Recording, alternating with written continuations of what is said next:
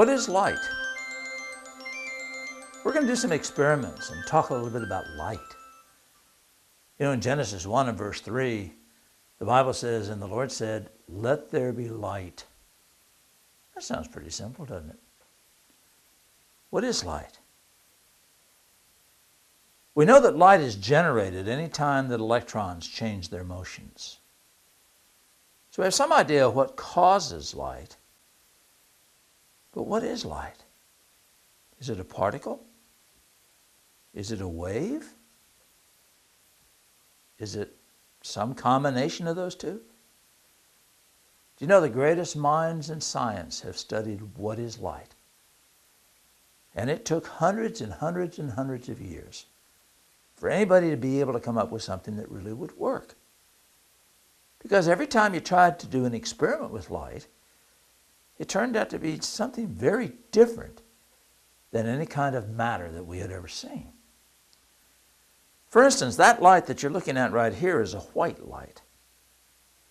And yet, if we break that light apart, it turns out that there really is no such thing as white light. See, what we have is a thing called a diffraction grating. We're going to let you look through it here in just a minute. Diffraction grating is a piece of glass that has thousands of lines etched in that little space. Like 14,000 lines in what I'm holding here in my hands. And when the light tries to go through there, it hits those scratches. And the light changes its direction depending upon how much energy it has.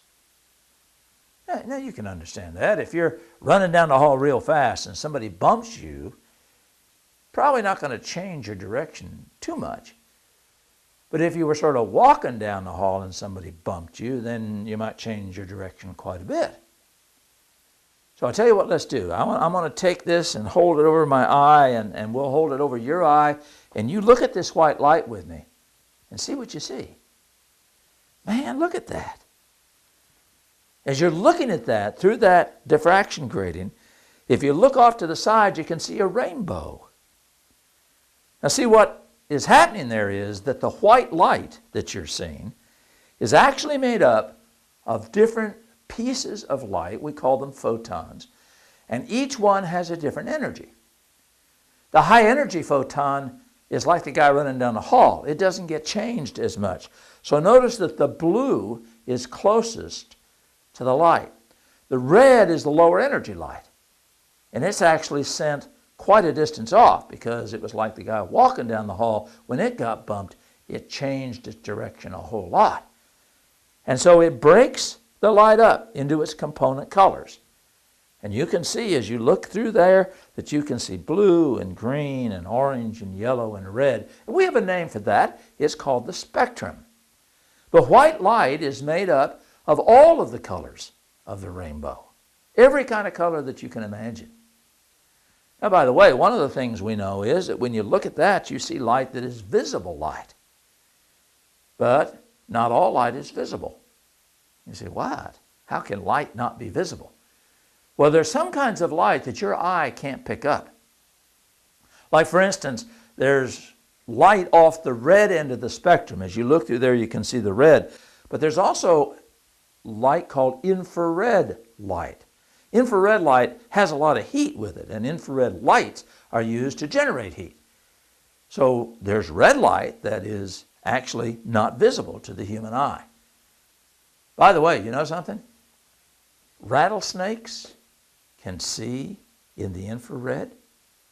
They actually have a sort of a second eye on their cheeks, and that eye picks up infrared. It picks up heat. Why would they have something designed like that? Well, you see, rattlesnakes eat mice and things like that, and sometimes it's really dark when they're hunting for mice. And so that infrared eye lets them see the mice, and they can actually see in the dark because they can actually see that heat wave coming from that mouse. Now, if you go back and you look through the lens again, you'll notice that when you get down to the blue end, the color turns a little bit violet, and then you can't see anything. But down off the end of that is ultraviolet. And ultraviolet is light. It's light that has such a high frequency, it has such a high energy that your eye can't see it. But you know it's there. Did you ever get a sunburn? Yeah, that's ultraviolet. So we only see part of the spectrum. Let me show you something that demonstrates that in another way.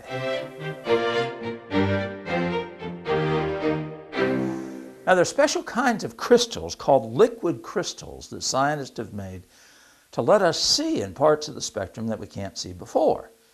I told you a minute ago about the rattlesnake being able to see in the infrared. Well, this is the same kind of material that actually lets us see in the infrared. And I want you to watch what happens here. I'm going to take a piece of this and put my hand on it. There it is. Put my hand on it. I want you to watch what happens after my hand's been on it for a couple of minutes here. Because see, what's happening is that my body is giving off infrared that is exposing the crystals. And look at there. You can actually see my fingers. Okay, so we've seen that there's the spectrum, which is blue through red.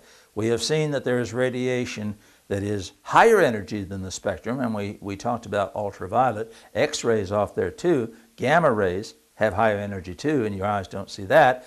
On the low energy end of the spectrum, we've seen infrared, and you saw the liquid crystals and the fact that my body heat would expose it, and we talked about how rattlesnakes could have that. Now, there's other kinds of radiation. Radio waves are low energy waves, and radio waves are real long waves, and they go through walls and ceilings so you can listen to a radio inside your house without any problem.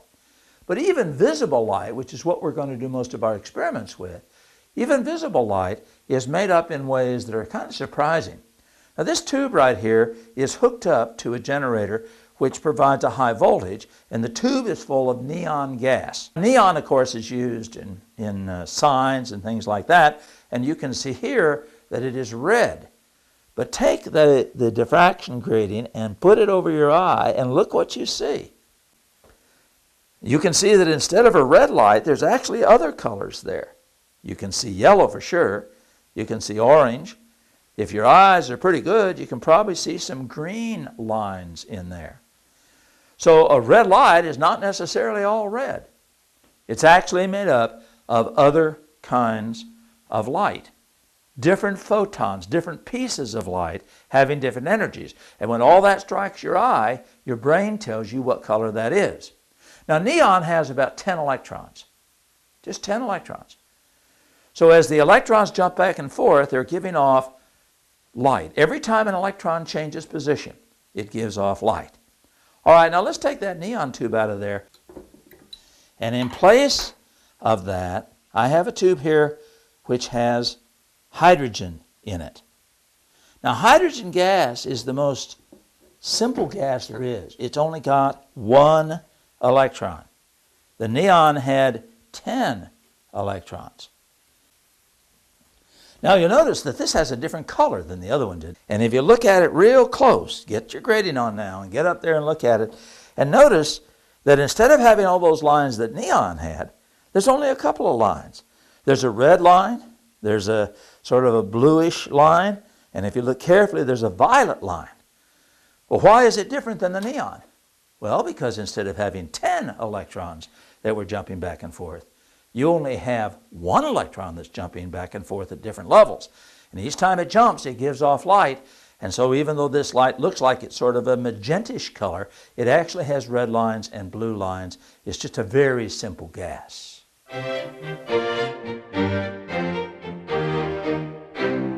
So we see that different materials have different spectra. Hydrogen only has 3 lines, maybe 4. What you can see is 3 bright ones. Neon, 10 or 12 lines. What's interesting is that every element there is has its own fingerprint. Every element has its own spectra. Look at this chart. All these different elements, as you can see, have different spectra. And we understand pretty well why that is. We understand that since they are made of different numbers of electrons, they're going to produce different amounts of light whenever they're stimulated. So what's that good for? Well, suppose we want to find out whether there's pollution in your river or not. Well, we can take water out of the river, we can run a spectra on it, and we can see what chemicals are in the river. So we use this to make sure we understand what things are made of. Not only things on Earth, but even things in space. Let me show you something else that's kind of interesting. Now this is actually taken through a telescope. And they use black and white film because it's more sensitive. But these are spectra taken from different stars. So red is on one end and blue is on the other. And you have all these different lines that are present. This is one star, this is a different star, this is a different star.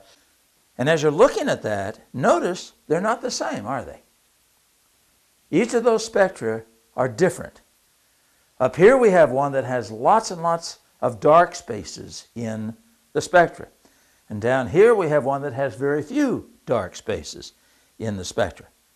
And we understand what causes that. What causes that is the different elements that are in the star's atmosphere.